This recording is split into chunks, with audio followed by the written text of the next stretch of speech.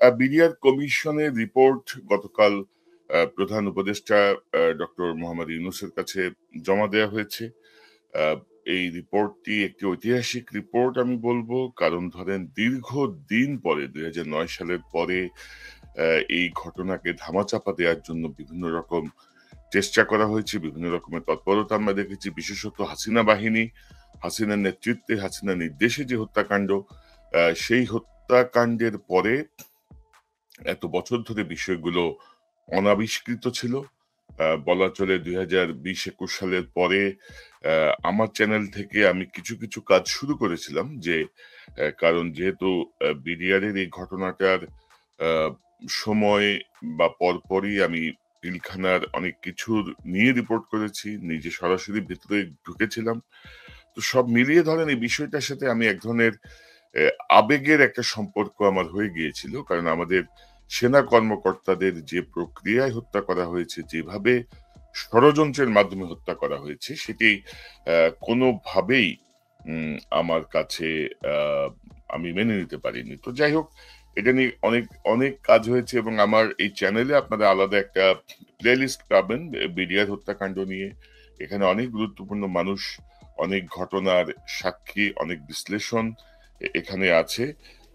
এবং যে রিপোর্টটি দেয়া হয়েছে সেই রিপোর্টটি এখনো পাবলিক করা হয়নি, বাট আমাদের কিছু সোর্স থেকে আমরা বেশ কিছু তথ্য এখানে নিয়েছি। বিশেষত অভিযুক্তদের ব্যাপারে যে বিষয়টি বলা হয়েছে, সেই জায়গাগুলো আমরা বেশ কয়েকটা ভাগে অভিযুক্তদের কথা বলা হয়েছে।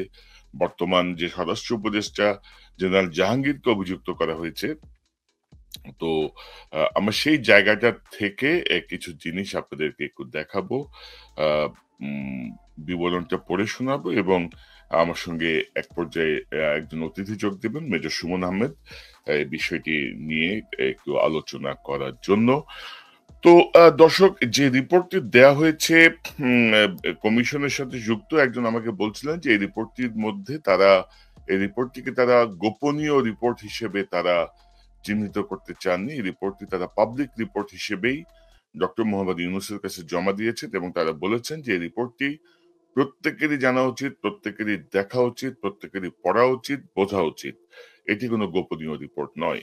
তো এই রিপোর্টে মূলত বেশ কয়েকটা ভাগে, যেমন ধরেন political, army, DGFI, NSI, police, RAB, BDR, media এবং সাবেক যে কমিটি, সেই কমিটি, এই কয়েকটা ভাগে তারা অভিযুক্ত করেছেন। এবং আমি যদি আপনাদেরকে দেখাই যে পলিটিক্যাল শেখ ফজলুল করিম সেলিম, যিনি শেখ সেলিম নামে পরিচিত এবং পলাতক,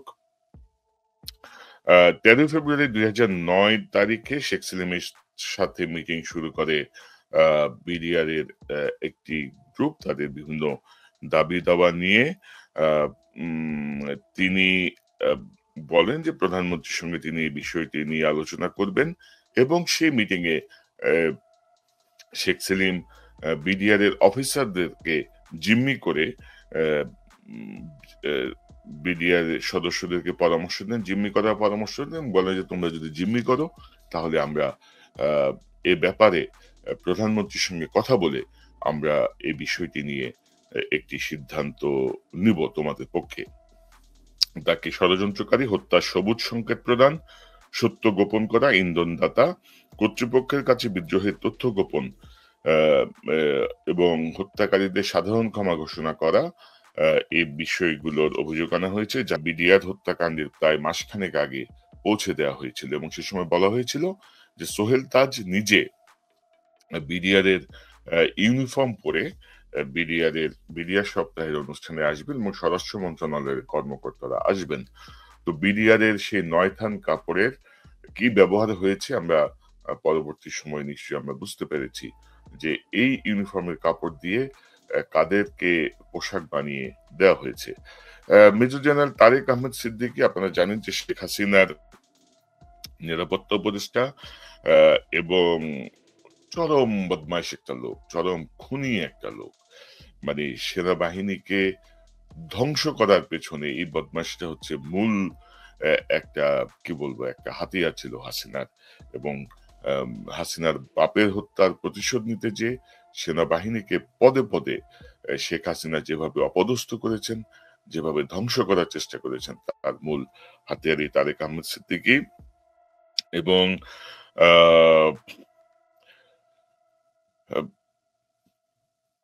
এখানে তার সম্পর্কে যেটি বলা হয়েছে সেটি হচ্ছে যে মেজর জেনারেল তারেক সেনা অভিযান চালানোর বিপক্ষে অবস্থান নিয়ে অফিসারদেরকে হত্যার সুযোগ করে দেন। র‍্যাব যখন পিলখানায় প্রবেশের অনুমতি চায় তখন তিনি এবং মরহুম মেজর জেনারেল আবেদিন তৎকালীন ডিজি এসএসএফ তাতে বাধা দেন। পিলখানার বাইরে সামরিক বাহিনীর সদস্যদের মধ্যে তিনি একটি প্যারালাল কমান্ড প্রতিষ্ঠা করেন।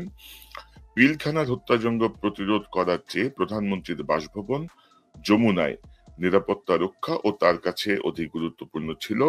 তৎকালীন পিএসও এএফডি লেফটেন্যান্ট জেনারেল মুবিনকে তিনি সামরিক অভিযান পরিচালনা না করতে আদেশ দেন।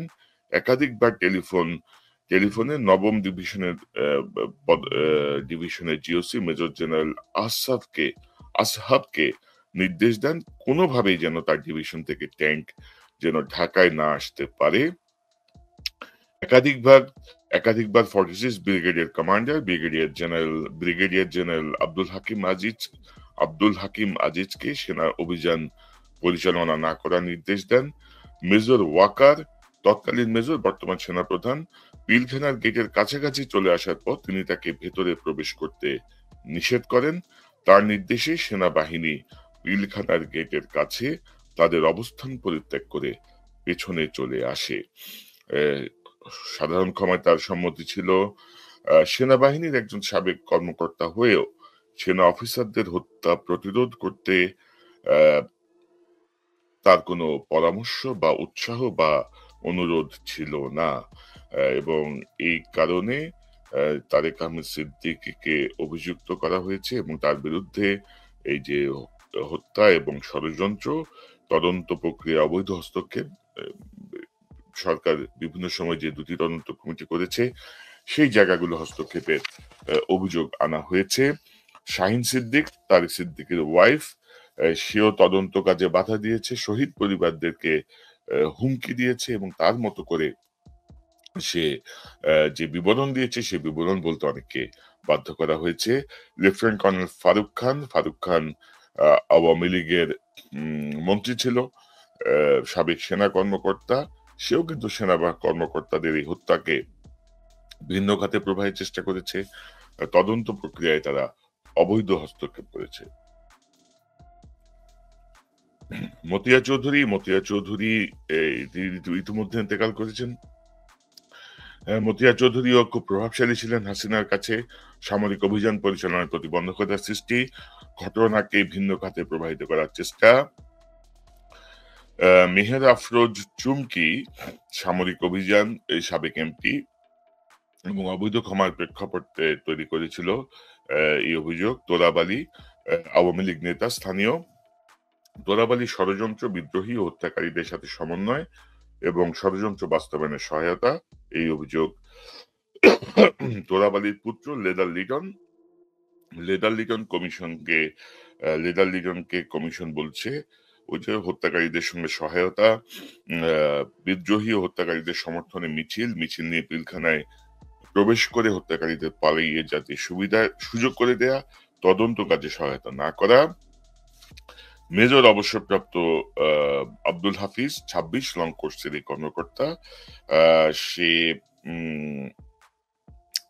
পিলখানার ভেতরে সে এই ঘটনার আগেই ডিএডি নাসিরের সঙ্গে যে বেশ কয়েকবার মিটিং করেছেন, কথা বলেছেন এবং ঘটনার দিন আওয়ামী লীগ নেতৃবৃন্দের সাথে পিলখানার বাইরে তিনি অবস্থান নিয়েছিলেন।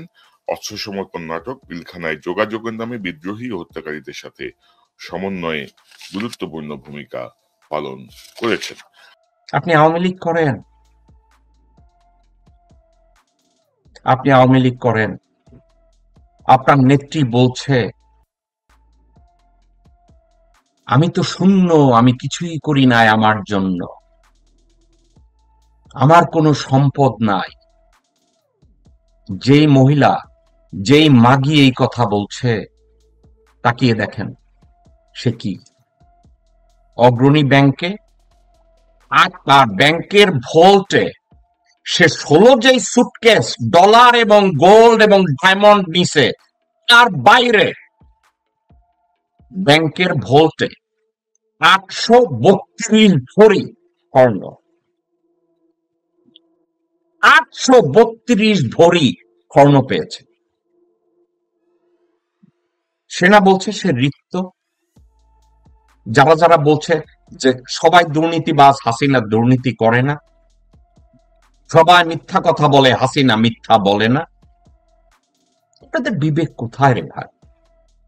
আপনাকে তো আমি আওয়ামী লীগ করতে নিষেধ করি না, আপনাকে তো ছাত্রলীগ করতে নিষেধ করি না, আপনাকে তো যুবলীগ করতেও নিষেধ করি না, কিন্তু একটা অন্যায় অন্যায় বলতে যখন আপনি পারেন না, একটা মার্ডারকে একটা মার্ড বলতে পারেন না, একটা ধর্ষণকে ধর্ষণ বলতে পারেন, একটা অবিচারকে অবিচার বলতে পারেন না, এরপরেও যখন আপনারা সমাজে দাঁড়িয়ে বলেন আপনি মানুষ এবং আপা কোনো অন্যায় করে নাই, আপনারা কি রাতে ঘুমান? আপনার কি আল্লাহর দেওয়া সূর্যের আলো আপনারা নেন? আল্লাহর দেয়া বাতাস আপনারা গ্রহণ করেন? আপনাদের কেউ কেউ আব্বা আম্মা ডাকে, অথবা আপনিও কাউকে আব্বা আম্মা ডাকেন? আয়নায় যখন আপনি আপনার চেহারা দেখেন, আপনি কি ওই আয়নায় একটা মানুষ দেখেন নাকি একটা পশু দেখেন?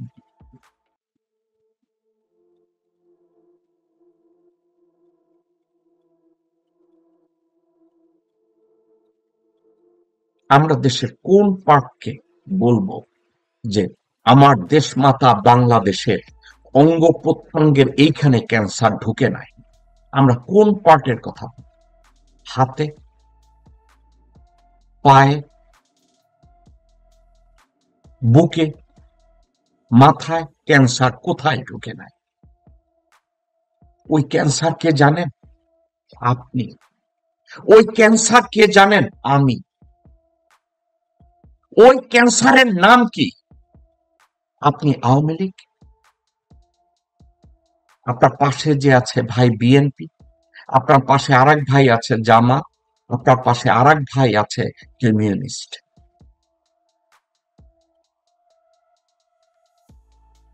এবং আমাদের সব ভাইয়ের মধ্যে ক্যান্সারের জীবাণুটা নাম বলে না myeloma cancer, brain cancer, blood cancer. আমাদের সব ভাই বোনদের আত্মার ভিতরে একটাই ক্যান্সার, ওই ক্যান্সারের নাম ভারত।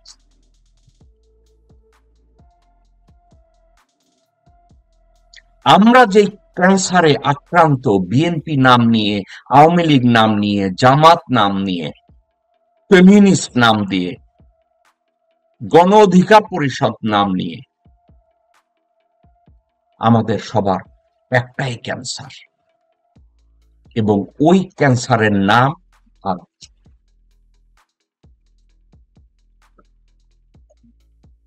আজকে আমার আলোচনার বিষয়বস্তু ছিল যে দেশে দেশদ্রোহী আইন প্রণেতা থাকে, দেশদ্রোহী বেঈমান পেশাজীবী থাকে, দেশদ্রোহী বেঈমান ব্যবসায়ী থাকে, দেশদ্রোহী বেঈমান আইন রক্ষাকারী বাহিনী থাকে, দেশদ্রোহী বেঈমান সশস্ত্র বাহিনী থাকে, এবং অন্ধ বিচার বিভাগ থাকে, ওই দেশ কি করে আমার হবে? ওই দেশ কি করে আপনার হবে?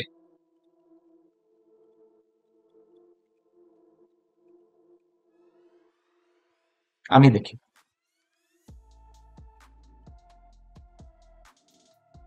আপনি বলবেন তাহলে কি আমরা আশা ছেড়ে দেব? আমি ছাড়বো না। আমি আমার শরীরের শেষ রক্তবিন্দু দিয়ে আমি যতটুকু যেখানে পারি, দেশে পড়ে না, দেশে পারি বিদেশে পারি, খাওয়ার জায়গায় পারি কাজের জায়গায় পারি, যেখানে পারি আমি থামবো না, কারণ ওটা আমার ইমানি দায়িত্ব, আমি এটা পালন। কিন্তু আপনি আমি আমেরিকায় বসে কি করতে পারি? আমেরিকার আইন প্রণেতাদের সাথে কথা বলতে পারি, তাদেরকে কনভিন্স করতে পারি আমার দেশটাকে সাহায্য করার জন্য। আমি জাতিসংঘে গিয়ে কি করতে পারি? আমার দেশটাকে সাহায্য করার জন্য কাকুতি মিনতি করতে পারি, তাদেরকে কনভিন্স করতে পারি। কিন্তু আপনারা দেশে থেকে প্রদীপের জন্য একটা পোস্ট করতে পারেন না, প্রদীপের জন্য একটা মিছিল করতে পারেন না। সালাউদ্দিন আহমেদ ওর মতো কুলাঙ্গার দেশদ্রোহী হায়না শুয়োরের বাচ্চার বিরোধিতা করার জন্য একটা পোস্ট দিতে পারেন না। চিন্তা করেন, তাহলে তো বিএনপি থেকে আমাকে বের করে দেবে। বেঈমান, খুনি, ধর্ষক, চোর, আর বিরোধিতা করতে পারেন না। আবার নিজেকে নফল নামাজ পড়ান, ওমরা করতে মক্কা যান, হজ করতে যান। সালাউদ্দিন বলছে সে মদিনার সনদের দেশ চালাবে। তার মদিনার সনদের প্রমাণ ওসি প্রদীপ, তার মদিনার সনদের প্রমাণ এসালমের পয়সা, তার মদিনা সনদের প্রমাণ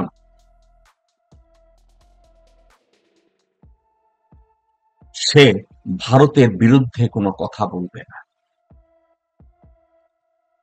তার নিজেরে গুম করছে, তার বিচার পর্যন্ত সে চাইবে না। কোনো প্রমাণাদির তার দরকার নাই, কোনো সংস্কার দরকার নাই। তার মদিনা সনদ। দেশের পরিস্থিতি যদি তাই হয়, সার্বিক অবস্থা যদি এমন হয়, আর আমি যদি বলি আমাদের পুরা দেশটা এখন ক্যান্সার আক্রান্ত, এবং ওই ক্যান্সারের নাম ব্লাড ক্যান্সার না, ওই ক্যান্সারের নাম মাইলোমা ক্যান্সার না, ওই ক্যান্সারের নাম কিছু না, ওই ক্যান্সারের নাম ভারত। এটা বিরোধিতার জন্য বিরোধিতা না। আপনারা বলবেন একটা বডি, হিউম্যান বডিকে কেমোথেরাপি দেওয়া যায় বাঁচানোর জন্য, কিন্তু পুরা দেশ, আপনি আওয়ামী লীগ নাম নিয়ে দাঁড়ায় আছেন, আপনি বিএনপি নাম নিয়ে দাঁড়ায় আছেন, আপনি জামাত নাম নিয়ে দাঁড়ায় আছেন, আপনি সিপিবি নাম নিয়ে দাঁড়ায় আছেন, আপনি অন্য নাম নিয়ে দাঁড়ায় আছেন। কোথায় কেমো দেবে? আপনাকে কোথায় থেরাপি দিবে? কারণ আপনাকে কেমো দিতে গেলে বলবেন আমার ক্যান্সার নাই। আপনাকে কেমোথেরাপি দিয়ে বাঁচাতে গেলে আপনি বলবেন আমার ক্যান্সার নাই। আওয়ামী লীগের কোন লোক কি বলে যে আমরা ভারত নামের ক্যান্সারে আক্রান্ত? কোন লোক আপনি শুনেন, জানেন যে আমরা ভারত নামক ক্যান্সারে আক্রান্ত? বিএনপির এই মুহূর্তে সালাউদ্দিন আহমেদ, আমির খসরু মাহমুদ চৌধুরী, আব্দুল্লাহ ওয়াল মিন্টু, সাদা ওবায়দ, রুমিন ফারহানা, ইকবাল হোসেন টুকু, মিন্টু, এরা কি কেউ বলবে তারা ভারত নামক ক্যান্সারে আক্রান্ত? তো তাদের কেমোথেরাপি তারা নিবে না, কেমন চিকিৎসা করাবেন? আপনি আওয়ামী লীগ নামধারী লোকজন যারা বলে আয়নাঘর ছিল না, হাসিনা গুম করায় নাই, হাসিনা চুরি করে নাই, হাসিনা হত্যা করায় নাই, সুখরঞ্জন বালি বলতে কোনো মানুষ নাই, আপনি তাদেরকে কেমনে ক্যান্সারের ট্রিটমেন্ট দিবেন? কেমনে বাঁচবেন? বাঁচাবেন কি করে?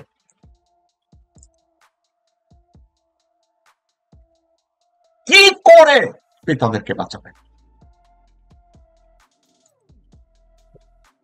কি করে তাদেরকে রক্ষা করবেন?